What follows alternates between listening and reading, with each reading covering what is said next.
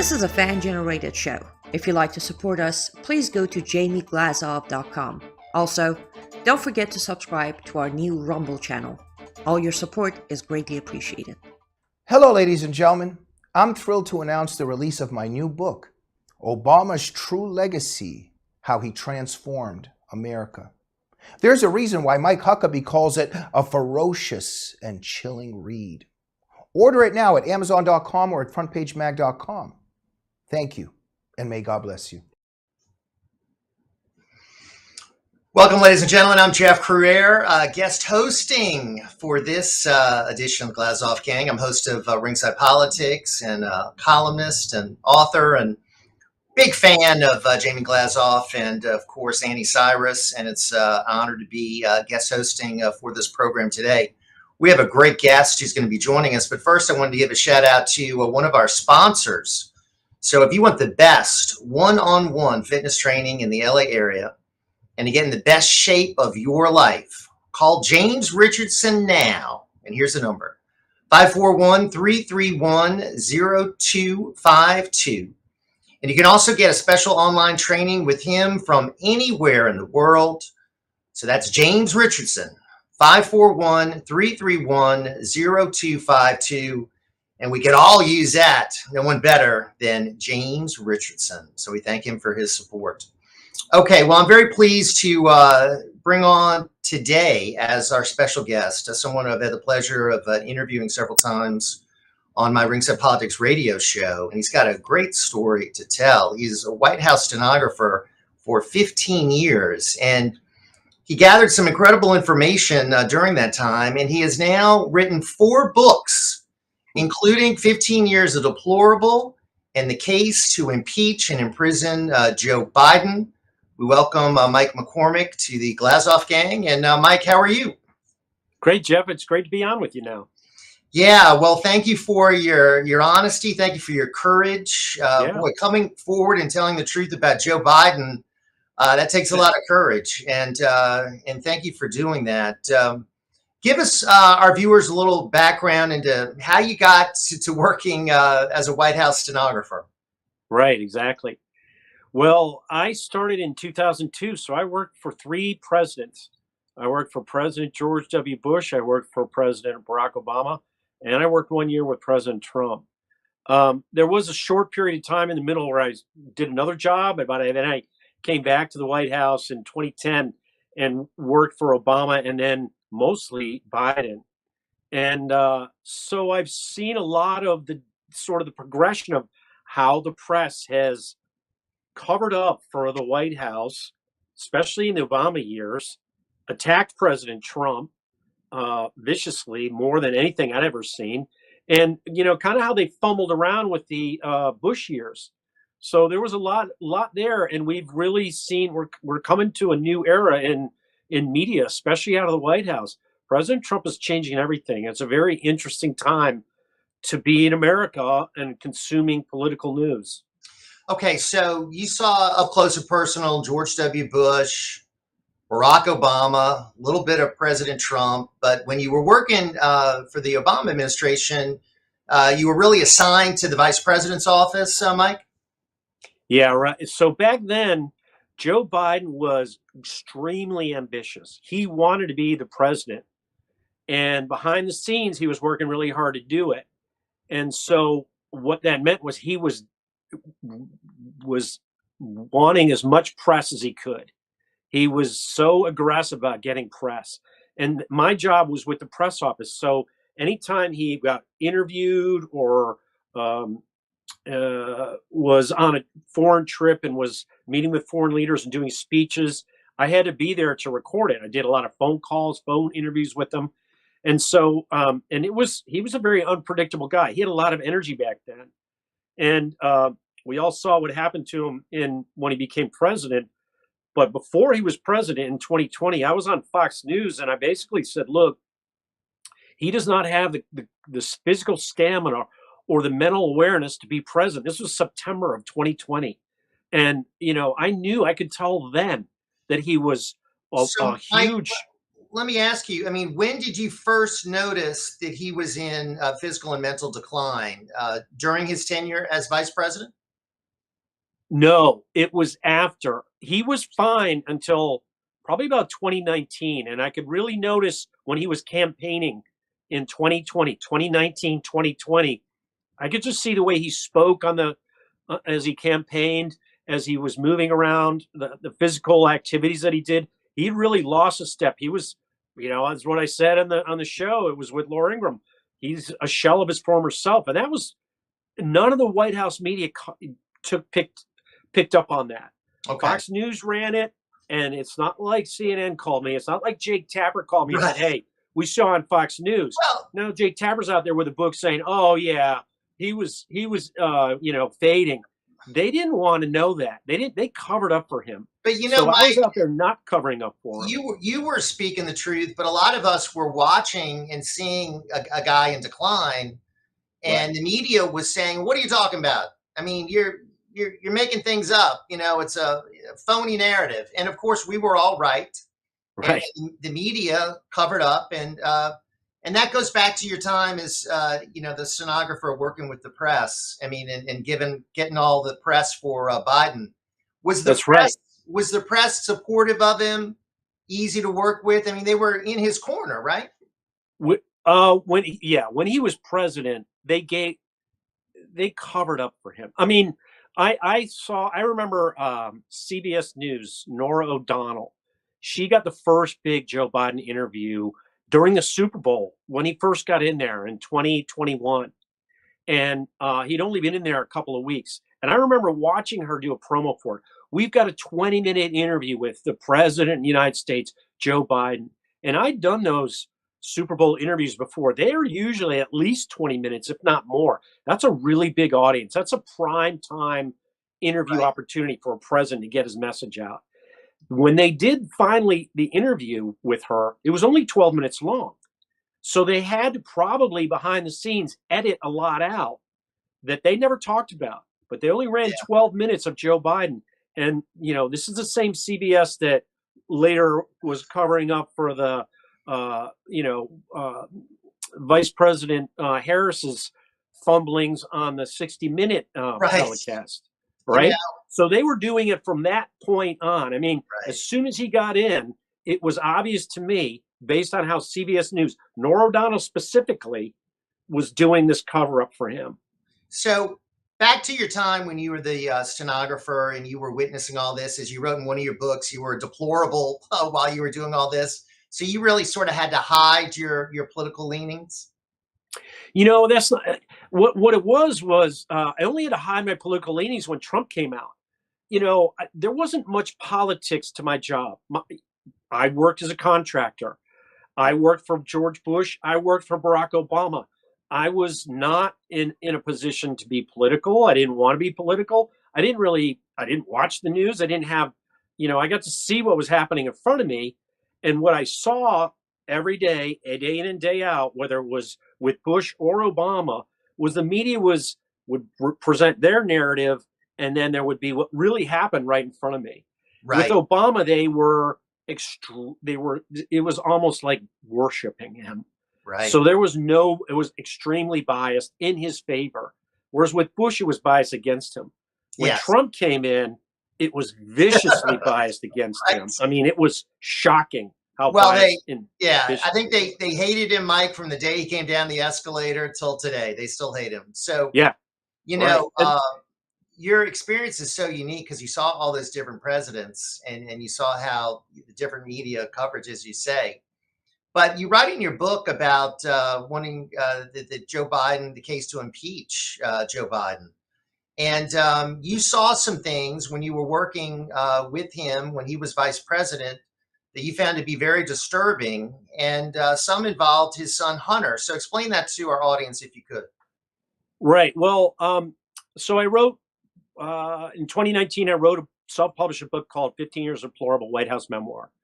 And then when I saw that Hunter Biden had been interviewed and was talking about this crack addiction he had, and I realized that I'd been lied to the entire time I'd worked for Joe Biden, because he never talked about Hunter struggling or anything. He always was this exemplary young man. And I was like, wait a minute. So I started looking. I wrote a book called Joe Biden Unauthorized. That came out in 2020, just as he was in the middle of campaigning. And it also came out just as the lockdowns hit. So it was, no one really talked about it.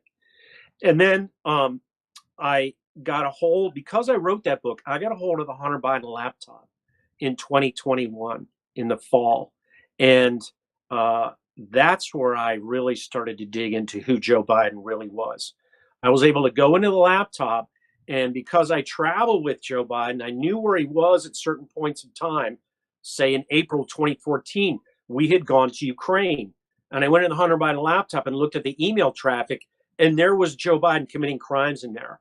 And so I started cataloging that in my Substack, Midnight in a Laptop of Good and Evil. And that eventually led me to get the Case to Impeach and Imprison Joe Biden published with Bombardier Books. Can you go over with our audience some of the crimes that you have identified that Joe Biden committed, Mike? Yeah, absolutely. And what's interesting is, so I've written 2 books. Both these books are about Joe Biden and the crimes he committed.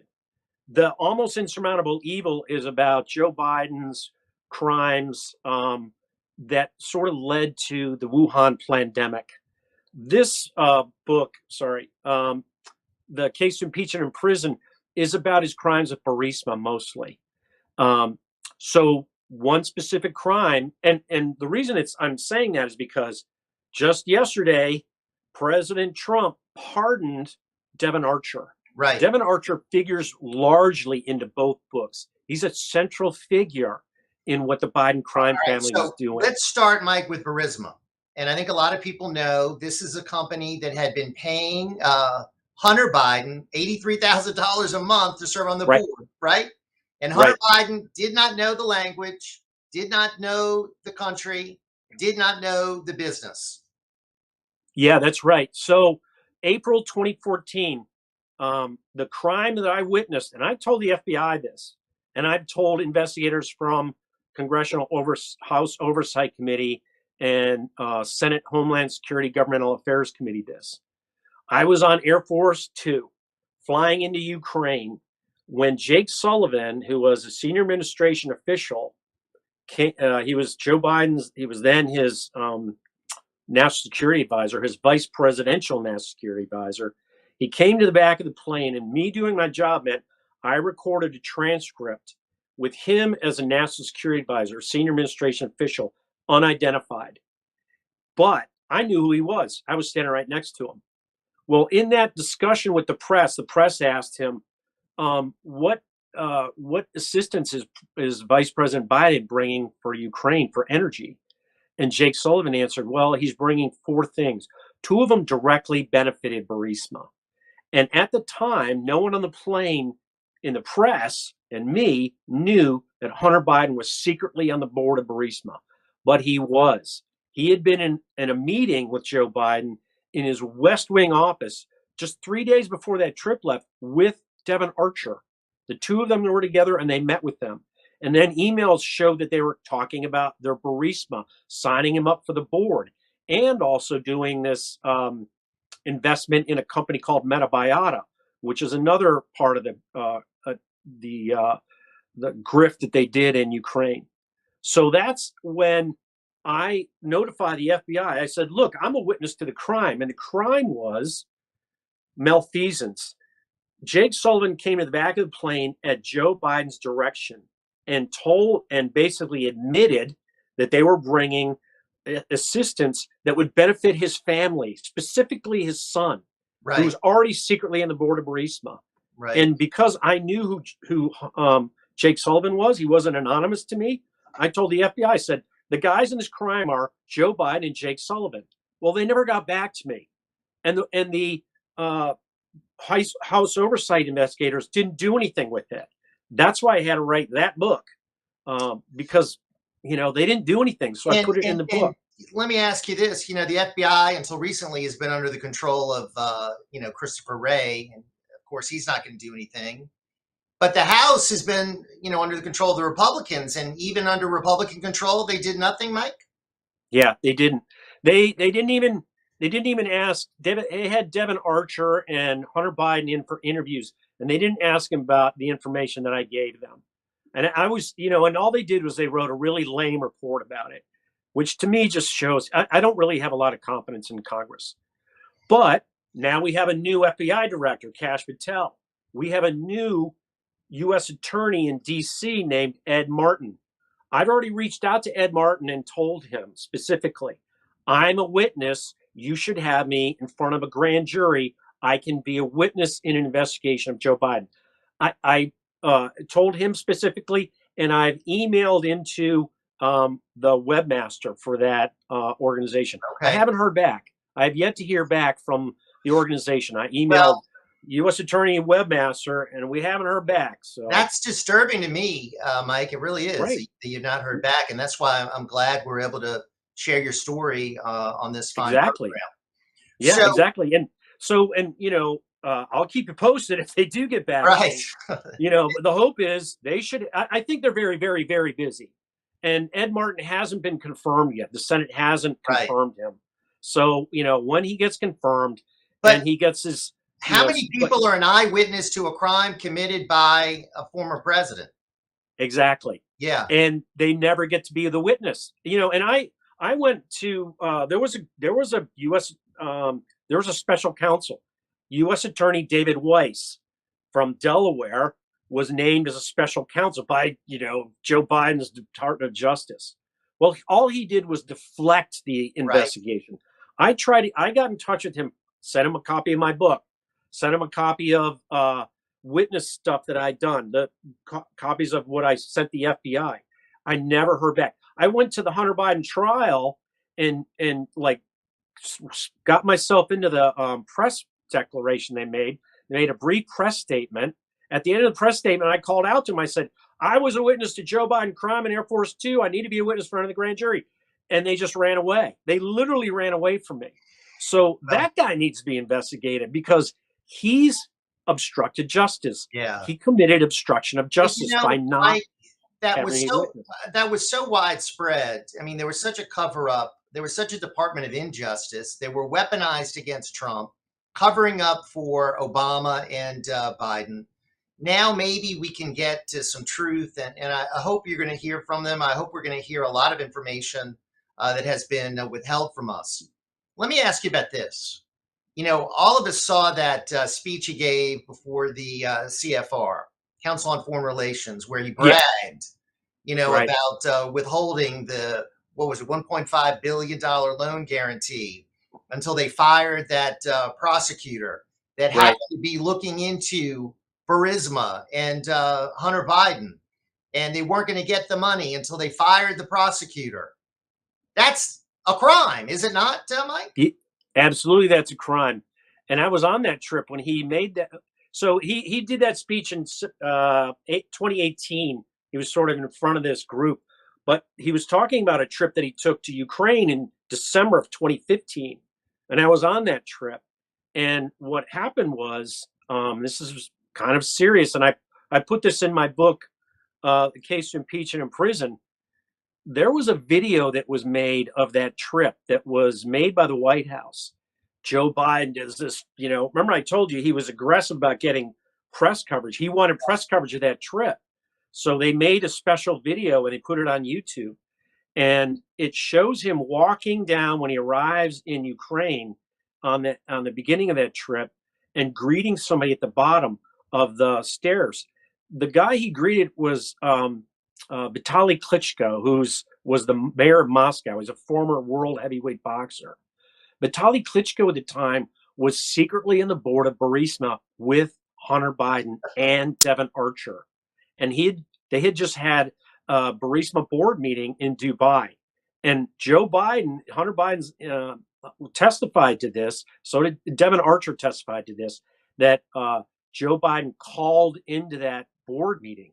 So the question is, did he call into the board meeting and say, I want Vitaly Klitschko to be my greeter when I get off the plane in Kiev at 2015? So this is just more evidence. Joe Biden was up to his ears in covering it up. This is the level of corruption that was in Ukraine.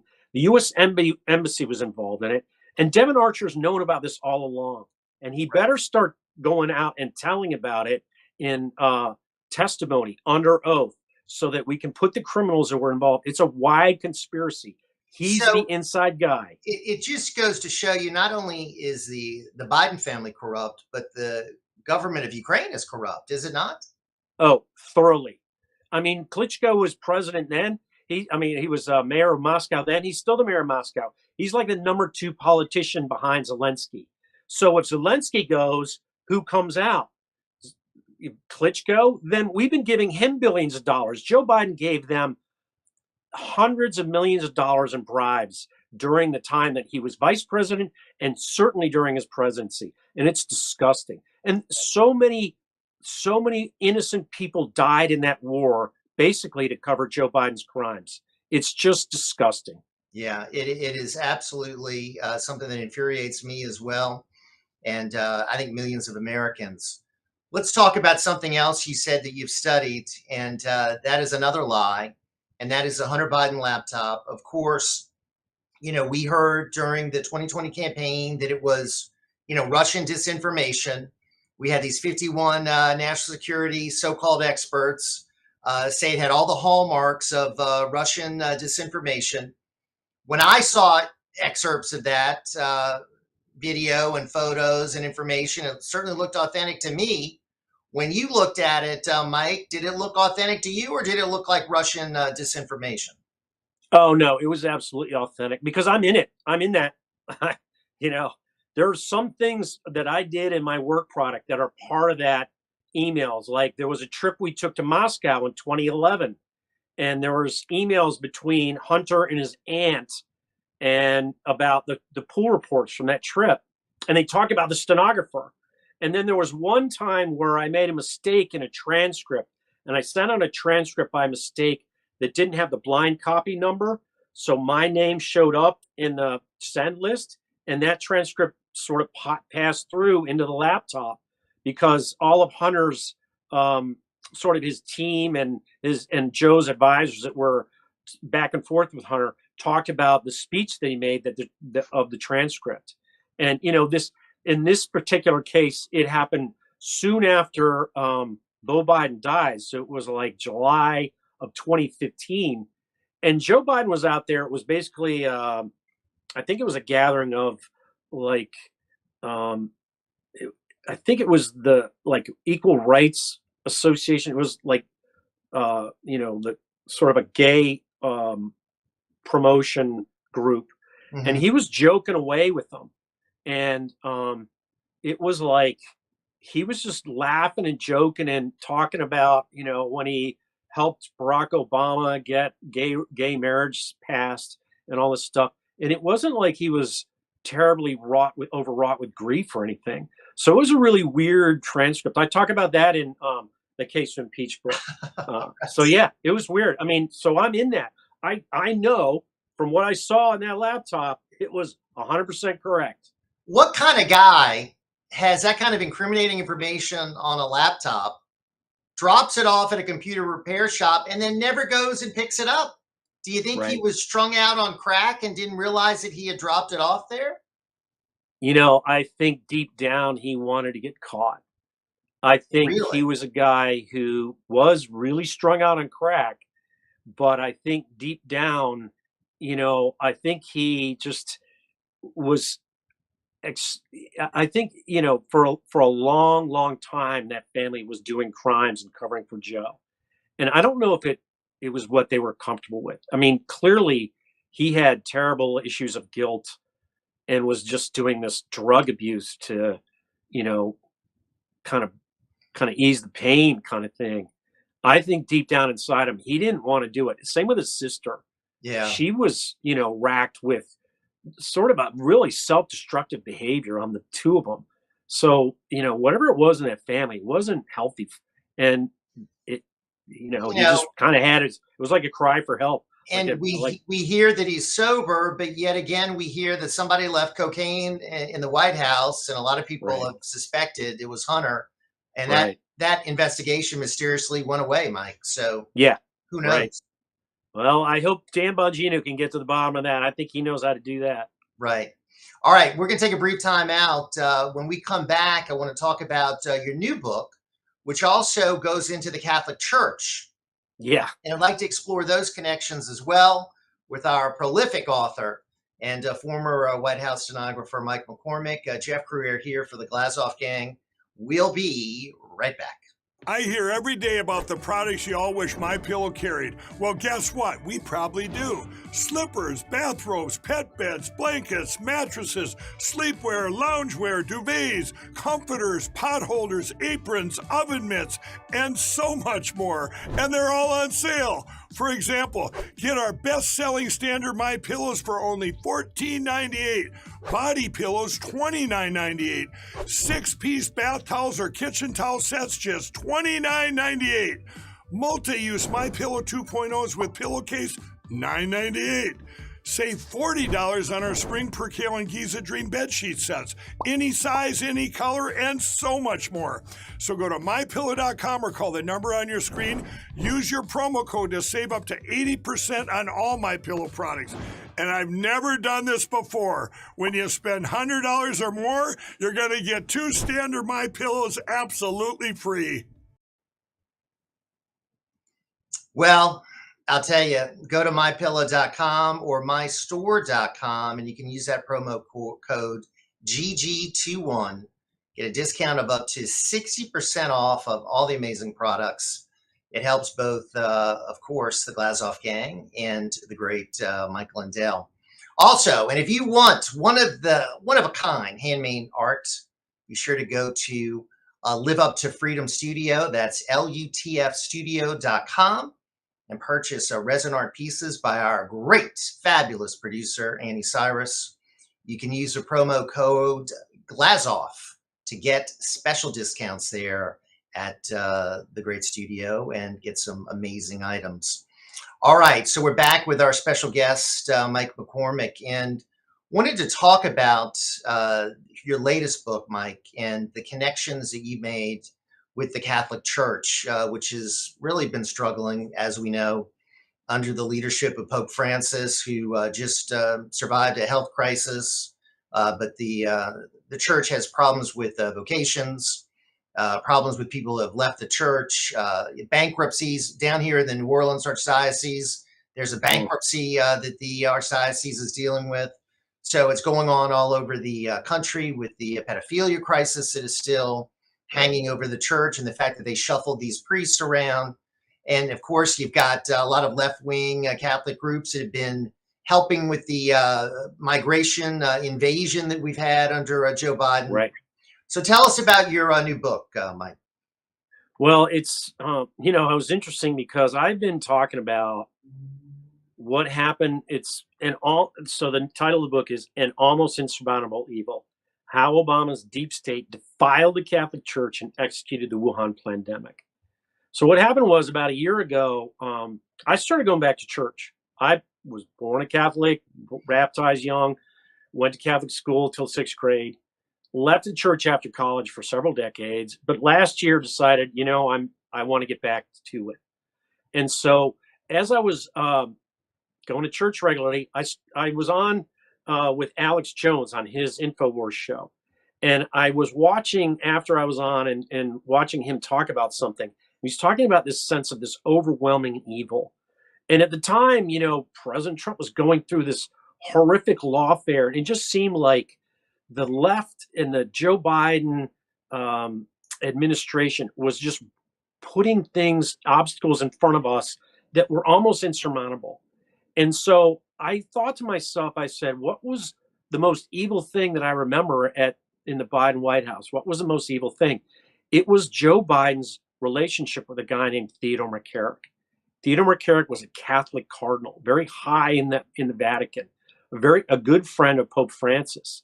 He was a rapist of altar boys and seminarians. He was an evil man, and he'd been doing that for a long time. And that came out in 2018. They finally caught up to him. And so I put together this book. I started looking at it, and I said, what did McCarrick do in the Obama White House? I looked in their visitor logs, and it was like seeing evil right in front of me. The amount of times that he visited Joe Biden, and specifically Dennis McDonough, who was a White House chief of staff from 2013 on, and met with Obama, whether it was at a speech or like a party or something, was shocking. And he would not only meet with them, but then he would go to the Vatican and do this sort of diplomacy between the Obama people and the Vatican, especially Pope Francis. It was like he was an operative. And the Vatican, Pope Francis started doing policy for Obama.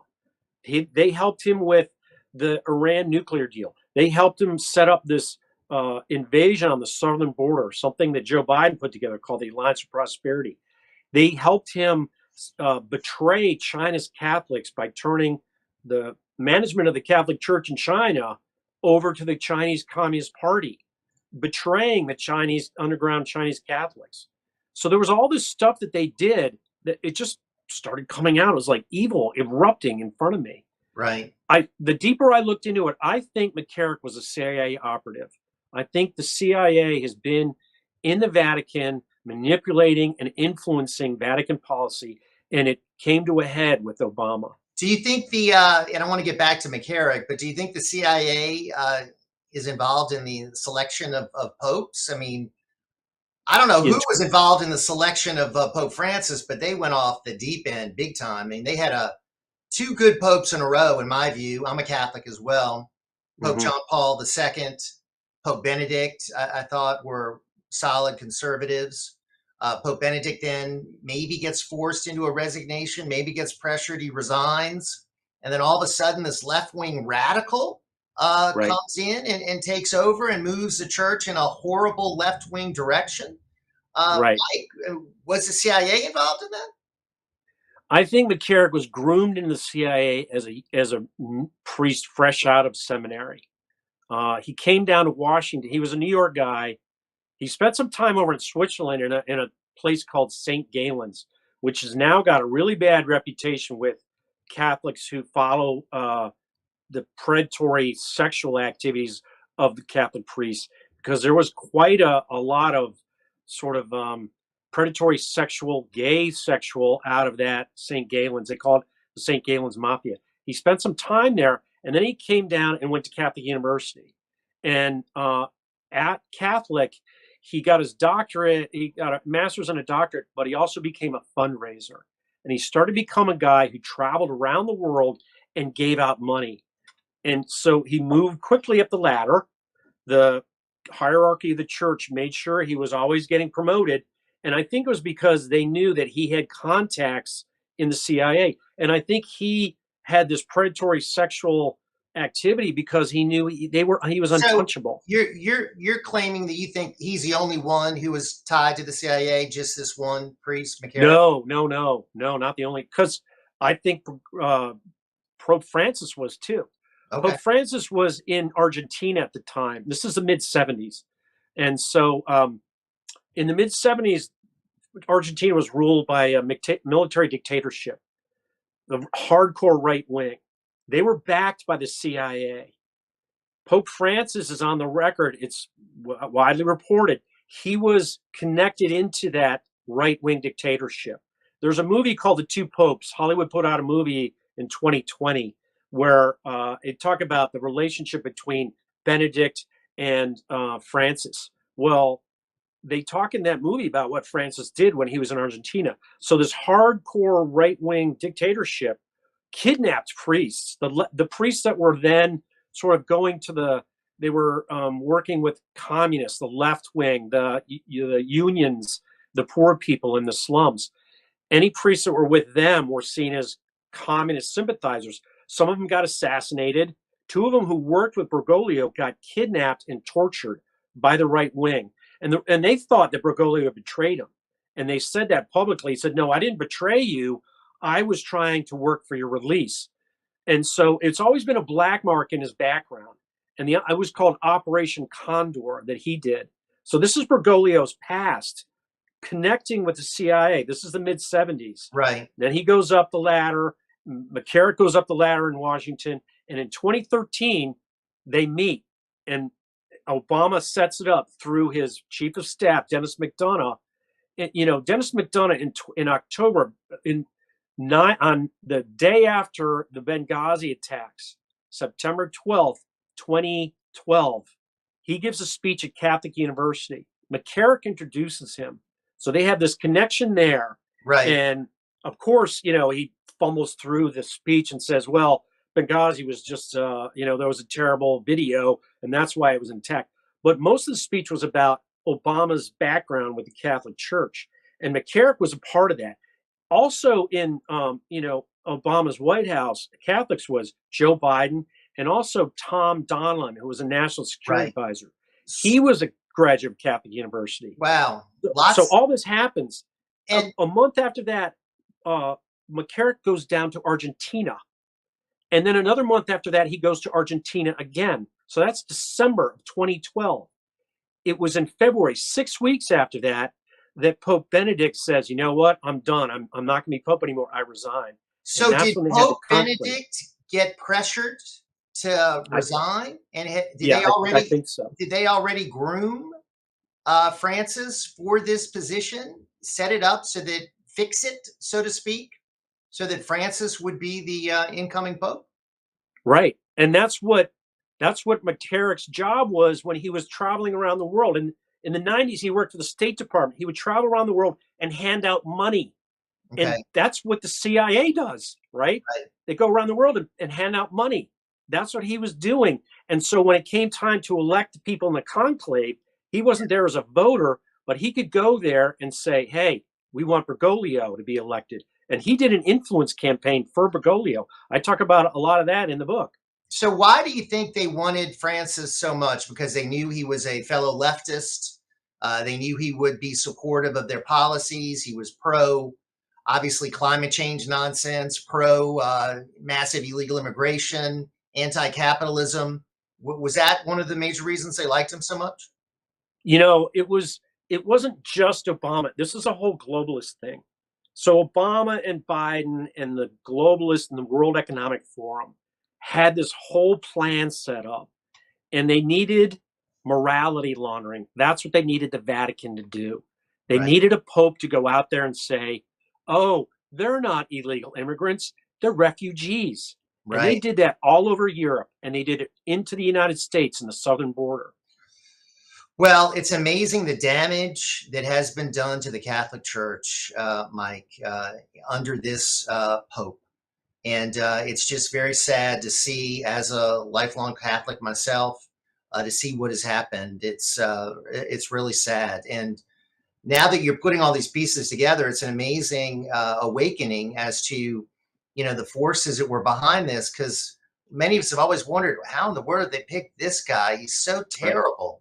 And now some of this makes more sense. Now, let's go back to McCarrick. We talked about him and the crimes he committed. Did Biden know that this guy was a criminal? Did Biden know that he was a pedophile? I'm sure he did. I mean, there's no hard evidence. Biden, there were allegations against McCarrick by people into the church throughout the 70s, the 80s, and the 90s. And Biden was a senator that whole time. And he was a Catholic senator. And McCarrick was moving up the ladder. McCarrick was going around the world with the State Department. Biden was the senator who's in charge of the chairman of the Foreign Relations Committee. He's in charge of the State Department. So he would have known McCarrick. They were buddies in D.C.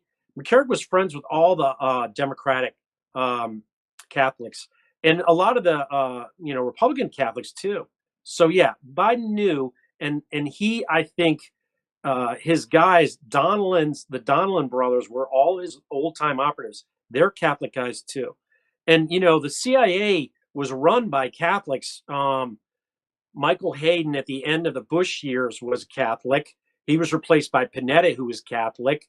And then John Brennan came in, and there's, some speculation he's a Catholic. It's not clear, but he's kind of an Irish Catholic name guy from New Jersey. So he could have been a Catholic too. I had heard he was a Muslim.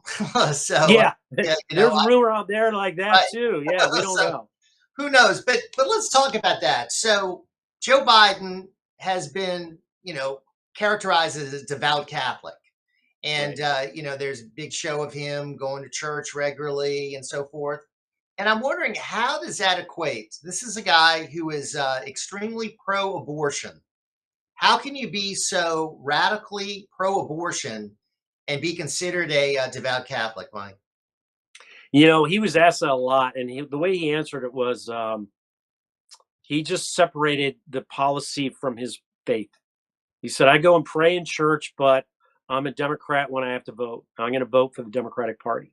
And that's basically his statement. So that's very convenient, right? He's sort of like a cafeteria Catholic, sort of, right? Yeah, that's right. Yeah, that's exactly right.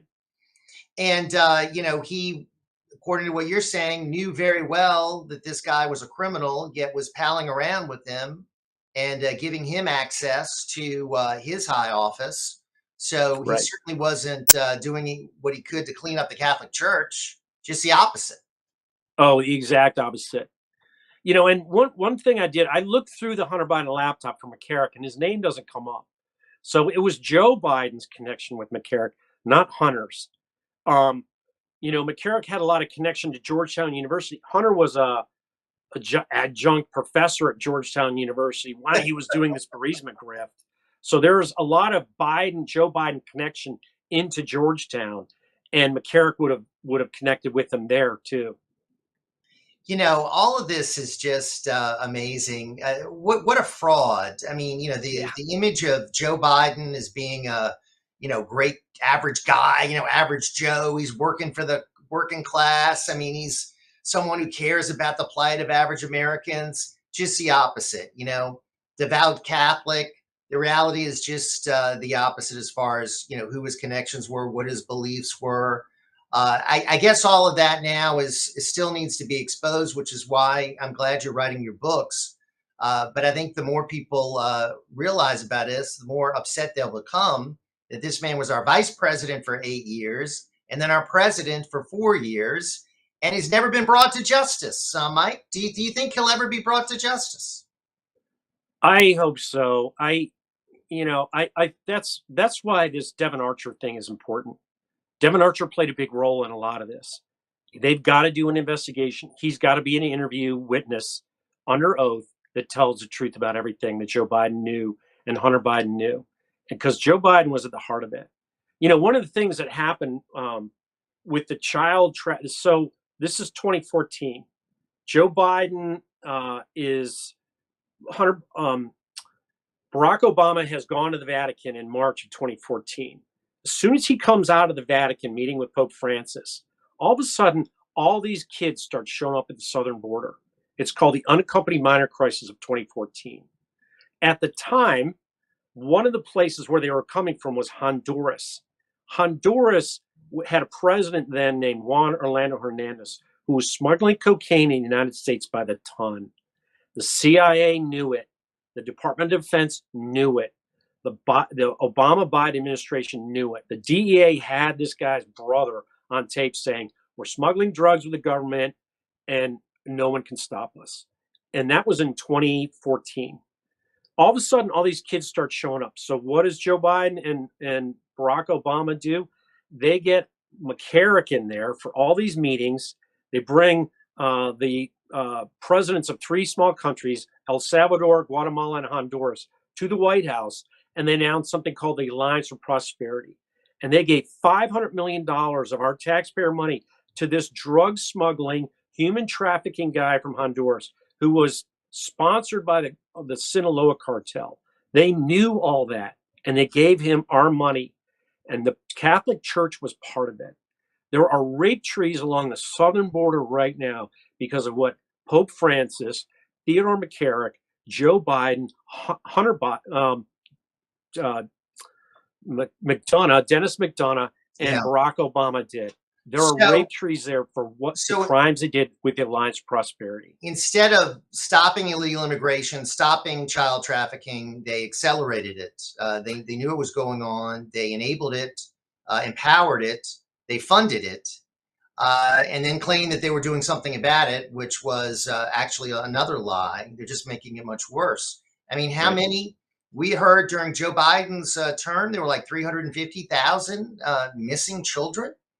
Right. And You so, got to think the so that, worst of what happened to those children. yeah, Right, Mike? right. And so what happened was that started in 2014, 2016, but then Trump gets elected. They didn't expect that. That was the shock to the system. The globalists and Pope Francis and all the Obama people didn't expect Trump. And he comes in and says, we're putting up a wall. We're going to put up a border wall. And he stopped working with the cartels. He stopped giving them money. And so they panicked. And that's when they put together the fake pandemic that had to get Joe Biden back in. And as soon as he got back in, they exploded the southern border with this immigration crisis All that right. eventually we found out about and We said, just have a stop. few minutes, so let's tie the connection with the pandemic. So, who are you alleging was involved in this whole pandemic, which we know was a bunch of lies, and of course, what we should have been doing, we didn't do, and it did was a useful tool to get rid of Donald Trump, right, and bring Right. back in this horror show known as Joe Biden. So, you think the Catholic Church was involved in the spread of this pandemic, Mike? Well, 5 years ago yesterday is when Pope Francis walked out into St. Peter's Square and said, you have to be scared. I'm closing the churches for 3 weeks. We have to lock the world down. There's a terrible disease out there. It's the first time in 500 years that the Catholic Church stopped regular mass. They didn't do it in the world wars, but they did it for that. And that was Pope Francis being the morality launderer that helped them set up this panic about this pandemic that led to all these illegal mail-in ballots, these compromised mail-in ballots that shifted the election for Joe Biden. Right. And of course, the whole lie about the origins of COVID, the lie Right. about the effectiveness of the vaccine, the lie about the therapeutics, the lie about these mandates. I mean, we're still dealing with all that, as you say, 5 years ago. And it is sad to think that my church that I grew up in, that I Right. I worked for years, doing fundraising for Catholic organizations, Right. was involved in so much evil, Mike. Right. Yeah, it's shocking. Mhm. We voted Trump in again. In November of 2024, we voted him in to stop it. They've already undermined the funding of the Catholic non-governmental organizations, the NGOs, the charities.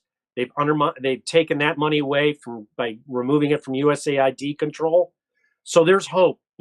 He's doing the right things. Trump came in and we made the right move on this, but we've got to get the word out to people and tell them there was a horrific evil that was done by the Democratic Party and the globalists through the Vatican. They got to get the CIA out of the Vatican. All right. So in our final minute or so, let me ask you this. Pope Francis is hanging on.